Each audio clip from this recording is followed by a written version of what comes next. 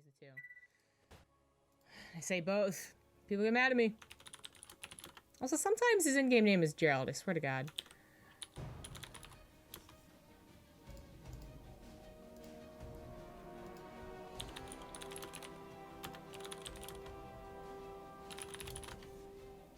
Alright, updated the title, let chat know that we're actually in a game. Good stuff. Let me bump up the sounds a bit here. Alright, cool. So, first series of the day, in the top left has the blue Protoss. Today is Geralt. In the bottom right has the green Terran. He is Aqueron. One of the, few Spanish players that there are, although I think there's maybe one or two more on the bracket, but since the absence of, oh gosh, Vortex and, oh, I can't remember the other guy's name right now. You know, I'm actually, it's gonna bother me because I think I know it, but I'm just like, Vortex and Lucifron, that's what I was gonna say, but I was like, is it? Yeah, Vortex and Lucifron. You know, they actually kind of, if they'd stuck around longer, they would have made quite an impactful, I think, Spanish scene, you know, Spanish is in Spain. Just like the presence of Raynor has, I think, created more drive in the Italian scene. But they actually, they kind of just left StarCraft for mature reasons. I mean, they didn't just, like, you know, flip the bird and, like, say, like, to hell with you all and leave. No, I think both of them went back in a studying, but yeah, they left, so there's a bit of a hole in the scene. But Aqueron's actually quite good, and he is a Terran, so that's always exciting. Geralt is definitely a name that might be familiar at this point. I mean, I feel like I gotta update every qualifier, right? It's like, okay, you guys might not know him, you might know him. At this point, Geralt might be something that you do know. Geralt, whatever. I think I would go with Gerald if it was a D, and I go with Geralt if it's a T. Apparently that's what I'm doing. It doesn't make any sense, but that's what I'm doing. But anyways, kind of one of those, the Protosses of Europe, we have our mainstays, guys have been around the scene for quite some time, and then we've had a couple of Protosses kind of roaming around, maybe on some online qualifiers, or at least sticking up at the, you know, actually presenting themselves at these qualifiers here right today, but not really getting that far. Well, actually, a lot of these up-and-coming Protosses have been getting a little bit deep into runs at tournaments or qualifiers. I mean, just off the top of my mind, Goblin is probably the most recent example of someone who's really been proving himself, getting to that, I mean, what was it? Round 16? Was that what it was? For spring? Which is no one expected. I mean, it was even round of 8, but the point is, like, no one really expected that. And actually, Goblin was a little bit more memey years ago, so I didn't actually expect to see him climb like that, but point is, Geralt's kind of like in that same boat in my mind, and I think he can do really well, and I think he can actually qualify through these qualifiers. But as far as a first round match goes, now both of these guys technically, I guess, got seeds, but he didn't really fill the previous bracket, so, you know, like 3 people got walkovers.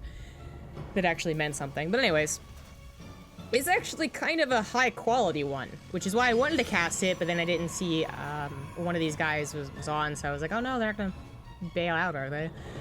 Glad to see they didn't, and Geralt was nice enough to actually announce that they were starting and make the game hard overlay and stuff, so it's just good stuff, okay? These are good people. Good people. So that wall off is specifically nice against the Hellion run-bys, but the Phoenix are also kind of nice. I mean, Phoenix, there's not a lot of them this early on in the game, right? Their one's about to pop, but what they can do, besides have that extra damage versus light, is that they can also just simply, you know, take out a Hellion from the shot equation, and that equation is 3 Hellions equals 1-shot probes. If you have 2 Phoenix, suddenly they're 2-shotting probes, makes things a little bit easier, and hopefully they're killing the Hellions as well. Then you also have the wall off with the Adepts at the front, and there's not much that our Terran could do here, but starting off with the Hellions, transferring over into a Cyclone, I mean, very safe stuff, especially because we do have the presence of Phoenix in that Stargate, which I don't think he quite scouted. No, he never actually got back there to scout. That's a safe follow-up, but I'm also getting the hints of perhaps a mech player here, which wouldn't surprise me. I do believe Aqueron's been labeled as a mech player. Now I'm thinking mostly TVZ, but a lot of people are experimenting. We're experimenting with mech versus Protoss. Kind of died off since, I guess, last GSL, I want to say. Or maybe the round of 32 of GSL, where we still saw some mech play, but, you know, Innovation obviously not doing a whole ton of that. I did kind of label it as a flavor of the month thing, and it looks like it's not going to be mech, but rather a delayed yet safe, economical transition into bio and stim. But those are kind of the key words here. Like, it's a third CC, so no real strong push before, I don't even know, like 7-8 minutes, right? And then you have to account for all the timings that he's missing out on by not swapping that barracks off to a tech lab. He's got enough Marines to hold on, enough Vikings to hold on. Certainly 2 Cyclones will demolish most of these Phoenix. They both get lock-ons. But that was quite a hefty sum of money and time put into what looks to be mostly defensive. Now, I was actually going to say, this could be a strong push. You bring the SCVs, they repair up any of these mechanical units, and or they just soak up shots as well, but they can actually not just help against, you know, adept attacks or stalker attacks, they can actually heal, repair through Phoenix lift-ups. And Phoenix are really what Geralt is depending on right now. He's actually still making them after losing 1, so going up to 7. And this is the type of army that would do well against that. You could also land the Vikings, even if they were going into Stalkers and Zealots or whatever, if they weren't investing so many resources in a Phoenix.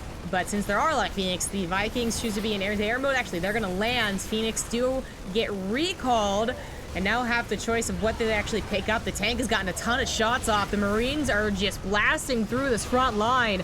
The SCVs have died without building any bunker or a lot of repair, but they also soaked up a ton of those shots, which means that most of the ground army is dead. The Phoenix are almost entirely out of energy. That Raven being rallied over was probably just a straight up mistake. Not a terrible trade there, but when you consider that that was a lot of fodder units, I mean, the 2 sentries were expensive. That's very true, and I believe it was 2 sentries, yeah. That was a lot of charge lots, which, I mean, 10 charge lots, that's expensive. Actually, go back to that, and you see the resources lost. Nope, definitely in favor of the Protoss. Okay, that's actually bigger than I thought it was going to be, really, but when you see how much the Terran has lost, including that very helpful Raven in the mid-game, that does make sense, but that kind of just adds to my point, right? I distrusted my own point, and then I got proven right, so yay me.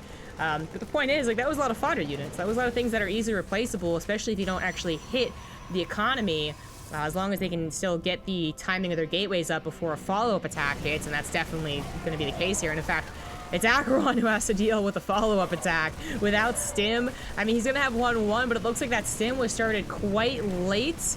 Maybe not starting it before that tank push even, right? That's a huge mistake, and Aqueron is going to get just demolished here. Geralt's totally going to win this game. I was not a strong enough push for the amount that was pushed off to do it. And maybe there's a world where he does something better to actually start to dig in and hit the production and hit the economy over here, but I don't actually see how that would have been the case. There are so many units that of the Protoss, sorry, that Aqueron, while he has a lot of really good units, especially defensively, they get picked up, they get surrounded, they're forced to engage rather than just have this high ground to defend. They don't look as good. And they're also expensive and slow building. So everything's kind of come to this point where Aqueron's been really, really hurt. And while the upgrades, again, are like the strongest point here, which is a weird thing to say, that third CC, still working off 53 SCVs, isn't terrible. It was delayed for a long time. Geralt's now going into a 4th base, getting Archons, transitioning into Colossus probably. I believe the Storm is already done. Yep, that was the Chrono. And Aqueron is like, yeah, I got upgrades, and yeah, I finally have stim, but no combat shields, no Marauder slow. It still has to afford these tier 2, tier 3-ish techs, you know, Vikings and Ghosts, to really complete the end game here, which we're not getting into the end game, but as he doesn't have a strong push, I think, for the next couple of minutes, I'm kind of thinking about mostly late game TVP for Aqueron here. Now, Geralt can do a push, you can continue harassing, you can just defend and go into a super late game arm if you wanted to, but the point is, Aqueron is the one that's limited And I think he's just limited to like, okay, hopefully I can defend. Can't attack, but hopefully I can defend and get to that super late game with, again, better upgrades. Double drop does go unscouted. Geralt was entirely dependent on his Phoenix for the scouting or revelation of observers. So that's the good news. But is it going to be a good enough drop to pull this army back? It's a little off time as Geralt pushes in as the drop comes in. So, I mean, even if he realizes now, God, this is, oh, Jesus, it's so terrible. Oh, it's so bad for the Terran. GG. All right, yeah. The best case scenario there was that the medevacs dropped first and then forced Geralt to like reconsider doing the attack. But if he was already in the attack, just finish it. It's obviously going to work. And that was pretty brutal to watch as a Terran player. But made a lot of sense considering that opener. I think the build order might not be terrible. But I am kind of on the side that the build order was not set to do well in that game, right? Very rarely do I blame build orders, but of course it's a thing you have to blame. These are not... We don't have hard counter build orders very often anymore. Like, literally, if you do this thing versus this thing, you're just completely dead. But, you know, it does obviously affect the game. If you have a Raven versus Colossus, typically you feel more empowered because of it. But anyways... But in that game, I really felt like the way that Aqueron wanted to play that might work against a lesser Protoss, or might even work against someone who doesn't go Stargate. I think it may have worked against someone who went 5 Phoenix and then lost one and said, I don't want to replace those, so they're transitioning into Blink Stalkers and whatever else. And then that's also something that might work, but... Yeah, that just didn't seem like it was going to go very, very pretty... Which it didn't, so I get to sound really smart, but, you know, obviously in game, it's a totally different story. But I don't know if I like that type of play versus Protoss. Like, the timing of that attack was one of those, like, aha, gotchas, again, on maybe some different build orders of the Protoss, where they're like, oh my god, why are you pushing at this time? This is so stupid. And that works. But for that one, we saw that it was just, it didn't get what it should have to delay Stim that much. Not just in the whole, like, he probably, I think he definitely forgot it on his way over, but also delaying it to get those Cyclones, those Vikings at 3rd CC. Just clearly wasn't worth the attack. And even if he didn't do the attack, you know, he didn't pull those SCVs, I still wonder if it really been worth it as even a defensive turtley style against Protoss, which a lot of Terrans are hesitant to do. Terrans probably still believe that, you know, when it comes down to late game, Protoss are going to win. It's going to be harder on them. But some are willing to delve into, right? Fast 3rd CC, double upgrades, maybe a strong mid-game type of attack. And maybe that's how Aqueron was going to play this in this second game as well. But I'm also hesitant to believe that's actually going to work against Geralt. Who, speaking of, is on the bottom left, Blue Protoss. The top right has the green Terran, it is Aqueron. And I'm probably just going to go ahead and only introduce players for the first game of the series, because whatever. You know, maybe it works out if the macro follow-up was a bit better. Again, that Stim being heavily delayed, and then further delayed, so combat shields wasn't there, and then the 3 barracks not having double tech labs was kind of weird. So I would have expected Stim and combat shields to be started, and that's you know, it kind of makes up for any lateness of the Stim a little bit. And then I think the additional 2 barracks weren't started super promptly, as there was so much in that attack and still so much to do in terms of getting your 3rd CC down and situated and upgrades and whatever. I'll pay closer attention, as that might be the weakest point. You know, going back to the start of this cast where I was talking about Geralt being the up-and-comer, the Protoss who's trying to prove themselves, trying to get into our minds along the same level as a Harsum or a Mana, or, I mean, Showtime being probably the best Protoss that Europe has to offer right now, right?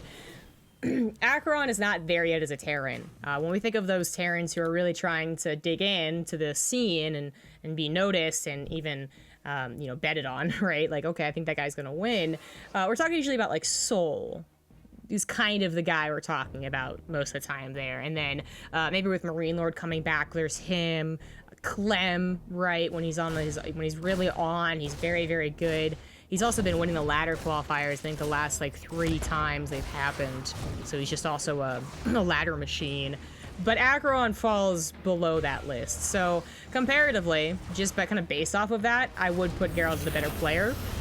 Even though I was excited to cast this series because I did think that it was one of the more interesting series, both players recognizable to me, and being a TVP and there's only so many Terrans and all that. But it does kind of feel like Geralt might just be the better player, and that's what I'm also going to like confirm by watching the actual macro of this game.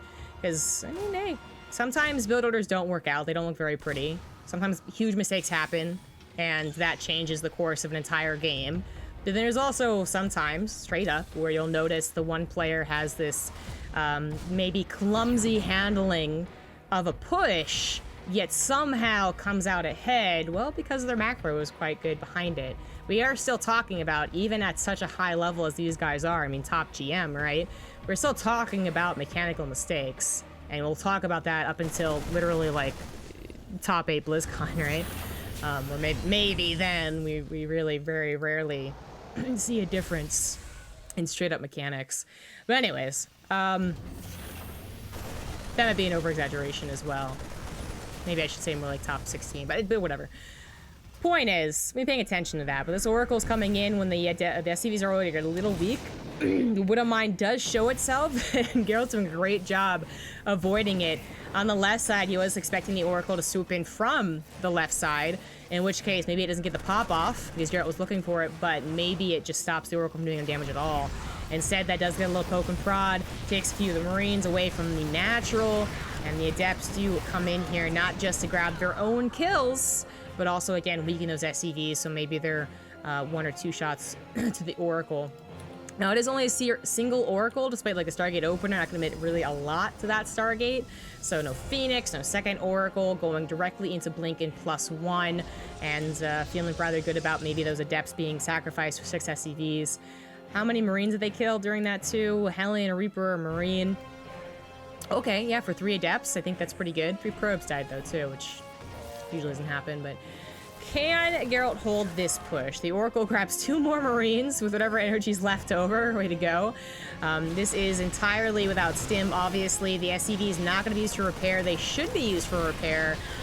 There we go. They go on top of that Viking, but that tank getting into a really nice position. This is hitting before Geralt has those extra production facilities, only on 3 gateways, no shield batteries, was not expecting this push, and because the Adepts and the Oracle were too busy killing SCVs, it's not so much that they're out of energy or that they're dead, although that does impact the defense, it's also that they weren't there for scouting the actual push out. The Oracle left because they didn't have any energy. I do like how Geralt tried to emergency build shield batteries kind of in the back there, but this already might be too much. Such a fast attack does feel like that's the difference of the last game looking like it did in this game, but we're also talking about faster charge lots and those Phoenix, so different composition, but this is really fast. This is the type of push that any type of builder, I think, for the Terran or for the Protoss would struggle against, especially if they don't get the option of poking and prodding it as it comes across the map. Good focus fire on the tank with a bunch of Adepts and the Stalkers coming down on that right side, but a second tank is here. That also not going to get target fired. Good pickups here from Aqueron, but even if that wasn't saved, there's 2 bunkers, there's 2 Vikings. The SCVs are still alive. There's actually 3 bunkers for leapfrogging here, and Geralt is probably going to die. I think that's it.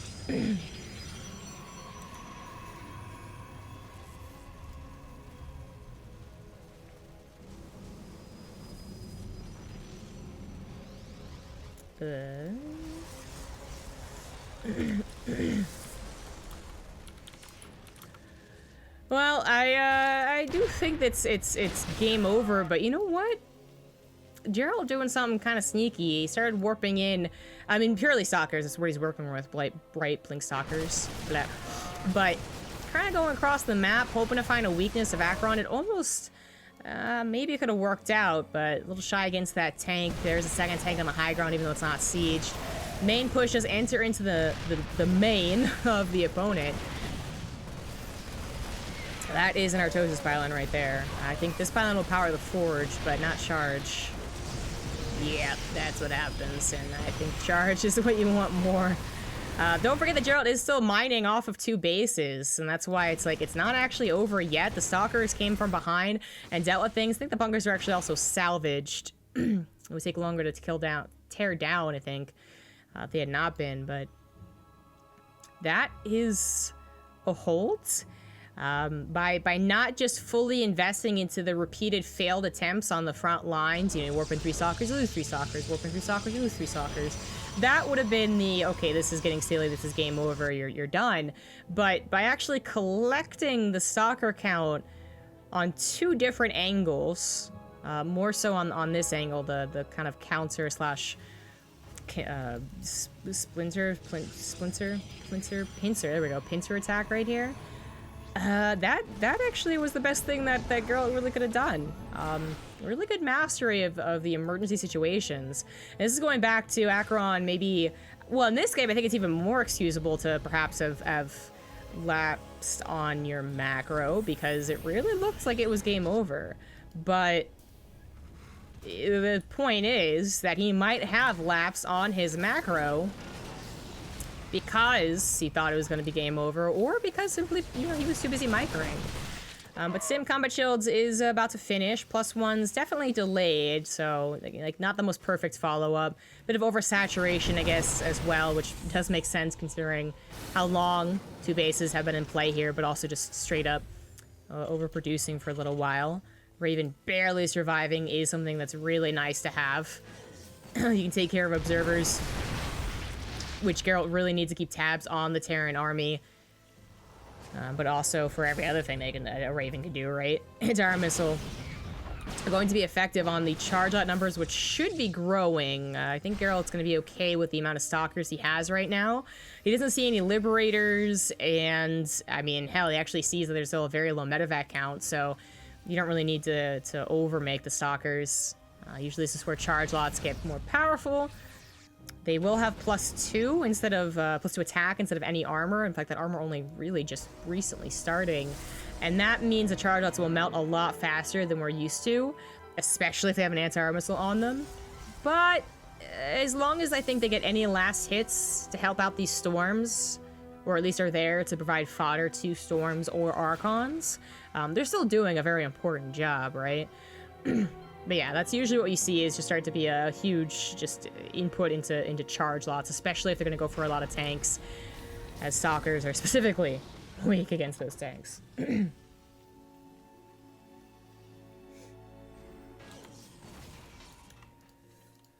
Okay, Ghost Academy is on the way. That makes sense. I don't think he's actually seen the Templar Archives, but yeah, it's definitely a good guess. There's a Robotics Bay now on the way. If Geralt could fit in a Colossus here, that would give Aqueron pause, at the very least. Even though with a Raven, he probably wouldn't pause that long. But Storms aren't necessarily susceptible to Ravens.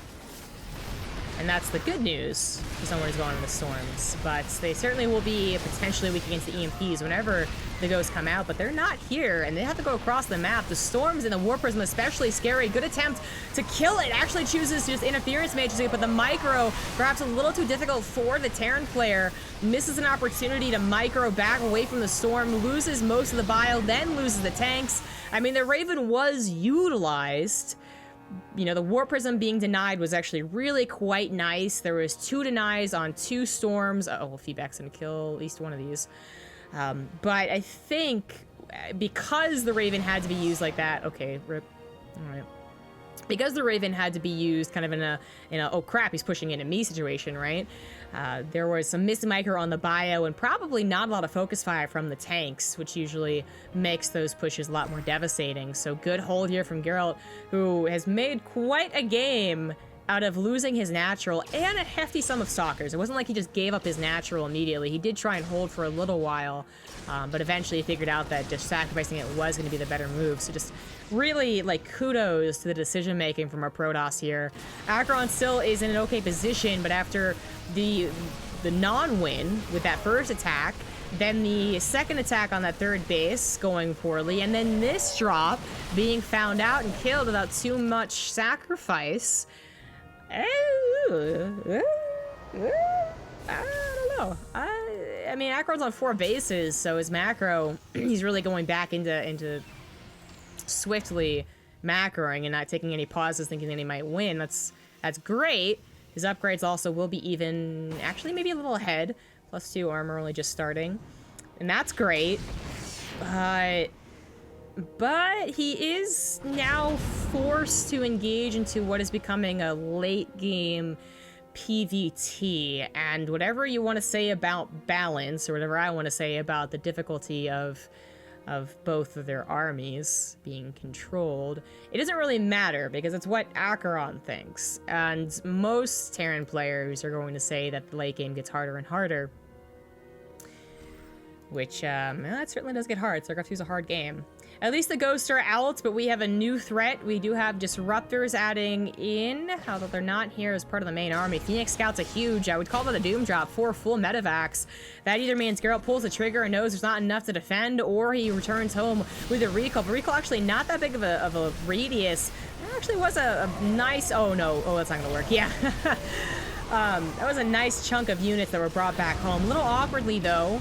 High ground, low ground. 4 medevacs, ooh, barely surviving.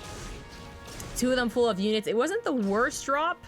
In fact, actually, they would call that a good drop, specifically because it brought back the entire army. But now he's going to lose 2 medevacs, almost loses that third one. Probably should, right, with the Phoenix chasing it, and Boost no longer being available. So, but it's time buying, and I think that's what Aqueron wanted more than the bio, because he wanted to get into these Liberators to really give him position to defend with. But that is just, it's now a question of mobility. I've recently ranted a little bit about Liberators, but I'll hold off on that until we know there's not any engagement incoming. Disruptors have been added to the fronts. Now, this is where Liberators are sometimes even they feel necessary. Vikings against Colossus are totally fine. What about disruptors? That's the things that are really complicated. Some decent EMPs blanketing the army, but missing the storms, and here come the storms. There is a drop at that third base, a double drop actually, killing a lot of probes, but the Terran army, can it survive? Disruptors are currently on cooldown. Another couple of EMPs just to help with the rest of the Gateway army is not terrible. This bio army is barely surviving. So many Marauders actually lived through those storms, and not quite enough charge lots impacting them to get those last shots to actually kill them mean that this army has survived. This Nexus has died, including a good handful of probes, but SCVs have also died. We're currently at a lead for the Terran, including 3 mules and a planetary, so he does take the advantage here, turning this into a really, really good TVP. Geralt getting a little ahead of himself by going into Tempest already. Has just lost a significant army. I guess, yeah, okay, it was mostly Gateway units, Zealots and Stalkers with a handful of Disruptors and Storms. So it's cheaper than, I guess, losing Colossus and Storms, but it's Protoss army. It's never actually really that cheap.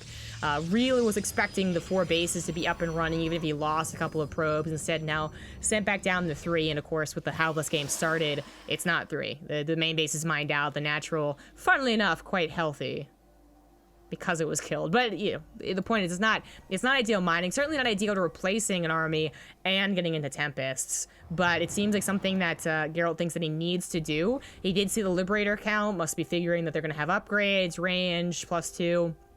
Or simply put, they're going to be in large enough numbers not to really need them. If you want to quadruple out Liberators, more power to you. Suddenly you have 12 or 16. They're going to need Tempest to deal with it, especially after they lost most of their Stalkers to that attack.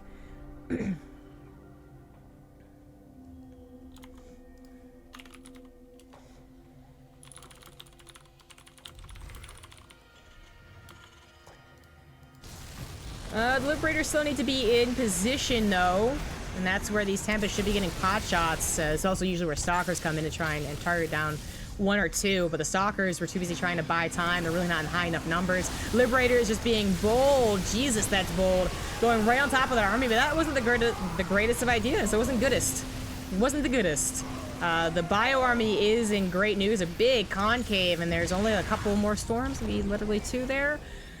But the Tempests are going to be raining down, and while their DPS, I guess, for, you know, facing large amounts of units isn't that impressive, it's not splash, it is still something you have to consider, and especially when the Air Army has been torn down here, now your medevacs will start to get targeted.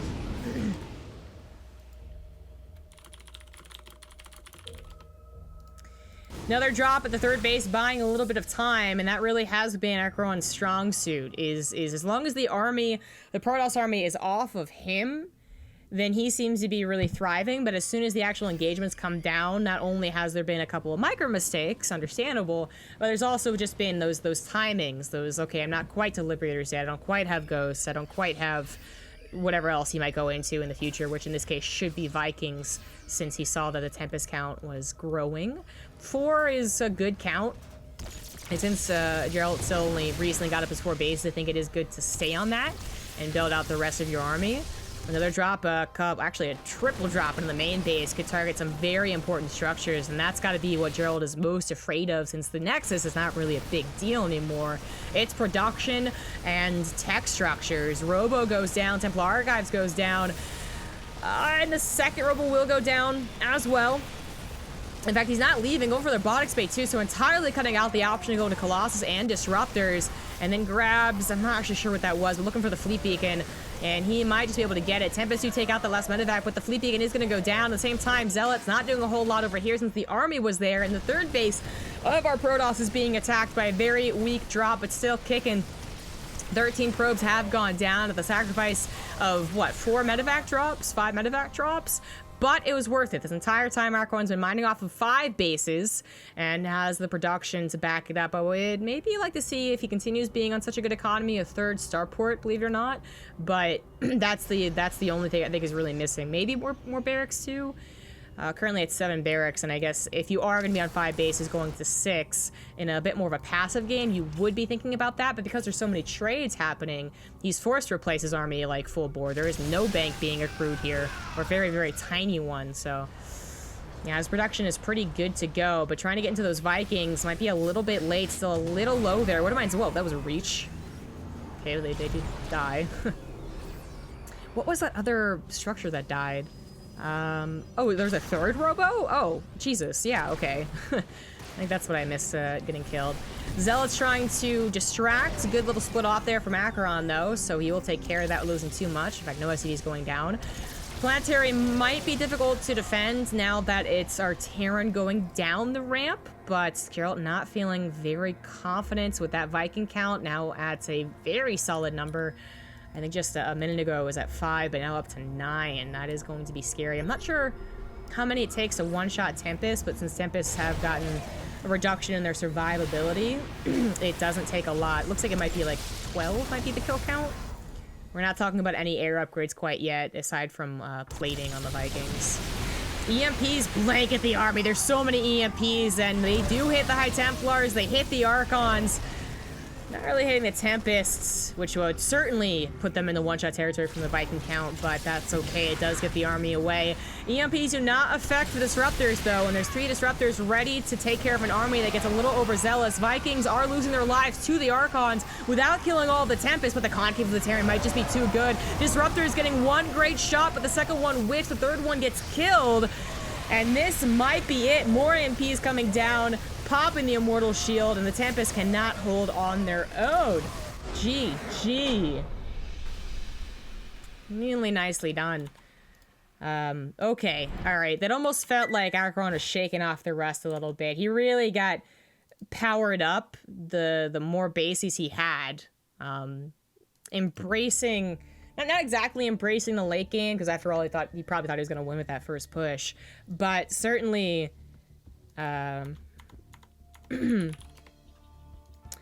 certainly embracing, like, just the Remax Terran, right? Like, being able to not calmly passively go into your Liberators and your Vikings and your nukes everywhere can be really stressful for a Terran player. That can literally be like, you know, one Zealot run by when they're trying to hold against the main army, and they just lose everything. They drop all the oranges. But he kind of embraced it in a very chaotic way. At the same time, Zealots were running by to try and do damage to him. He was doing drops. When he was at a loss of technology, his Liberators weren't quite there and ready to go, he had a drop going somewhere. And a lot of Terrans, either by, like... Does CG sound weird? Does anyone else think it sound weird? But anyways, yeah, they either, because they're playing a certain way or because it just takes too much concentration, we don't see a lot of drops late game, or the drops are very silly and just not very helpful. But that game was really all about the drops, holding on, and then Aqueron getting to finally a very good army against late game. And just some excellent last fights there. I would say, with how many fights there generally were in that entire series, what, 20, something like that? More than 50% were not that great, but a couple of those last fights were quite well executed from the Terran.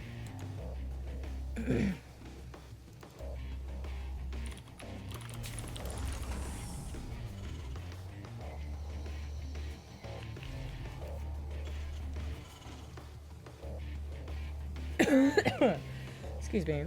I just have a bit of a cough.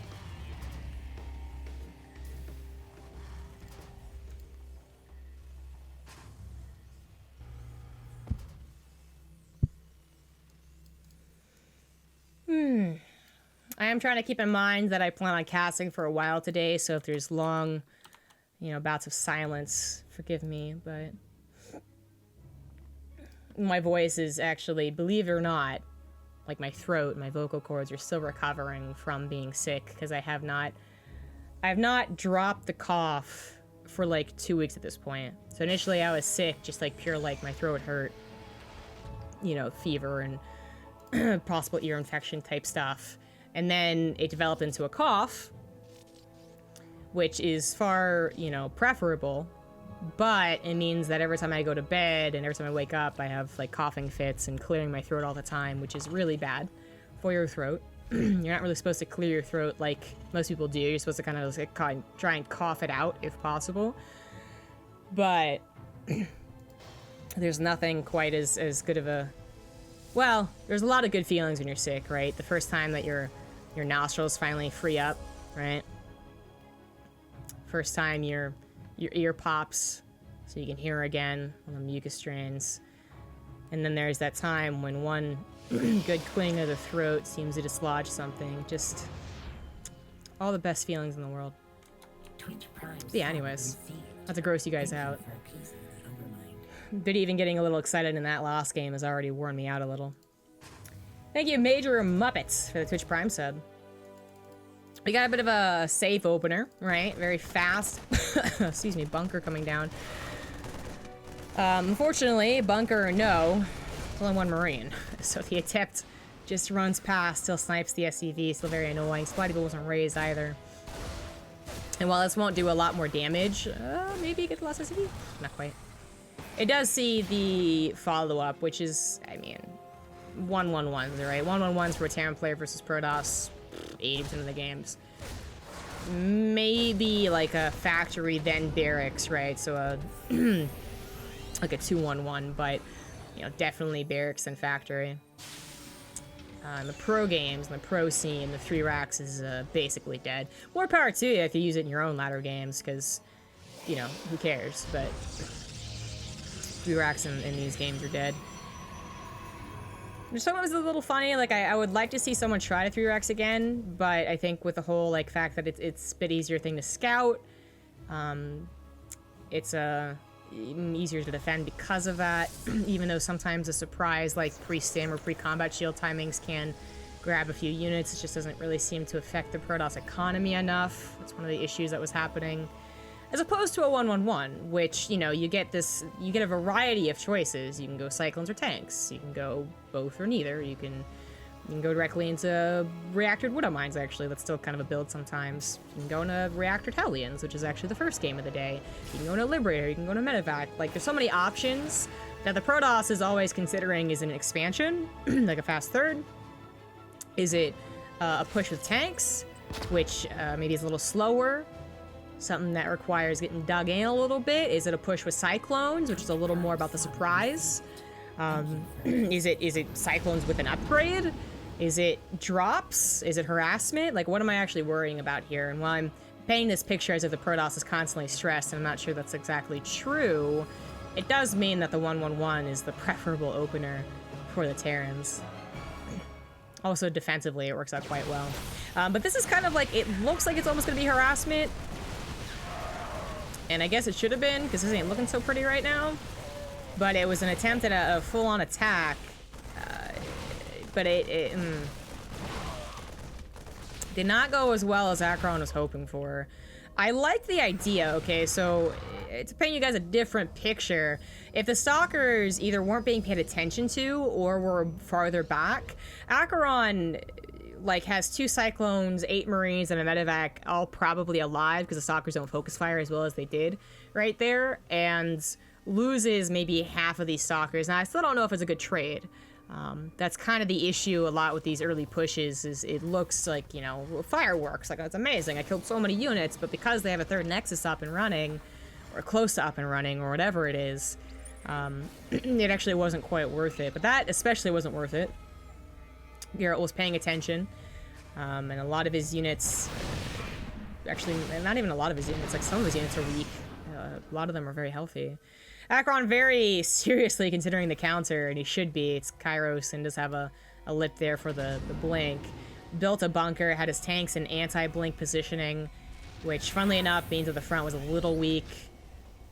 But now that the Raven is out, could chase down this Observer, take away that option to blink up in the high ground. No tech lab on this barracks is a very safe thing to do, and all of his tech labs actually, well, not this one, but this one being far back. 3rd tank now pops out, and I think Aqueron is totally safe against the Stalkers, but Geralt now knows that he has a certain amount of time before the next push. Well, most of the time, I guess. Like, there are definitely some tricky pushes, even after a push like that Cyclone thing, where they try and hit without stim with combat shields, or only just combat shields. And they are hoping that Protoss is being super greedy, but I don't think that's the one Aqueron's going to be doing here. He is just going to be waiting for stim and combat shields. Ooh, nice grab with the Observer. Geralt probably thought that was a little out of range, and it wasn't.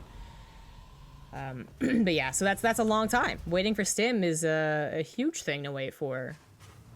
People come back from Wings of Liberty are going to be like, it's 90 seconds, or whatever the hell it was, and it's definitely not anymore. So that means Geralt's getting into Colossus, which, by the way, is just a change-up from what he did in the past 2 games. So we had Phoenix into Charge, and then we had Blink Stalkers into Charge and Storm. This time with Blink into Colossus, with a pretty fast follow-up of the Templar Archives. So not a lot on the ground, perhaps, but with the Stalkers getting these pot shots off, as soon as they see an attack, they're just going to poke and prod. It probably means that Geralt has a lot of time to get all these things. So maybe the Zealot count isn't insane. It's not like 40 with more of a gasless build. 3 gases instead of 6. It means that you have a lot of really powerful units. Thank you, Crimson Kind, for the 3-month resub.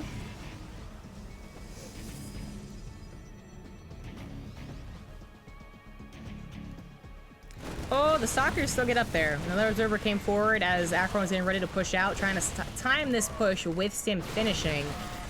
Now, this is very awkward for both players. You don't want to lose the Stalkers. You also don't necessarily want to recall them. I'm not sure that was the better option for the Protoss, believe it or not.